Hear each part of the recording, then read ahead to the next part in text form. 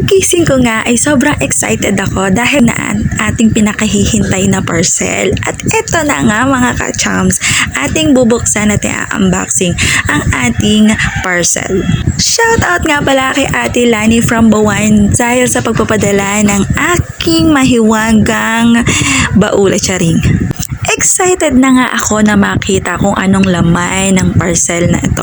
At sobra namang higpit ng pagkaka-box nitong para din naman sa safety ng nasa loob ng parcel na ito.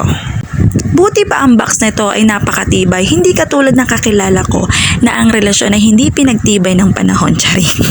At magbalik na nga tayo sa pag-unboxing at baka kung saan pa mapunta ang usaping ito at may masaktan na naman na ibang tao. Lapit ko na nga matingnan ang ating parcel at nakaka-excite naman talaga dahil alam nyo ba mga ka-chums na itong parcel na to ay pinag-ipunan ko talaga.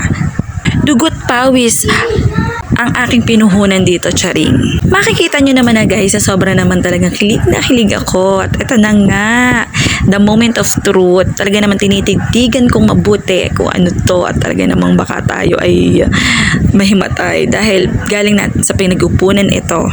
At ayan na nga guys, nakikita nyo naman.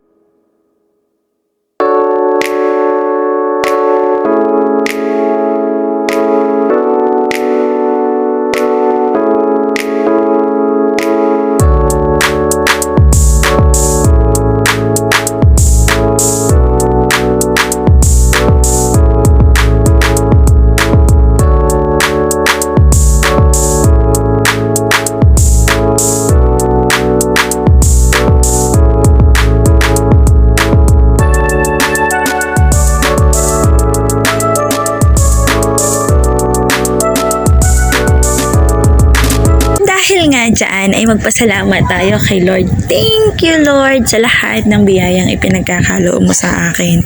Simula pa lang to at marami pang alam kong marami pang darating para sa amin. Makakapag-ipon kami para sa mga anak namin at may maiipon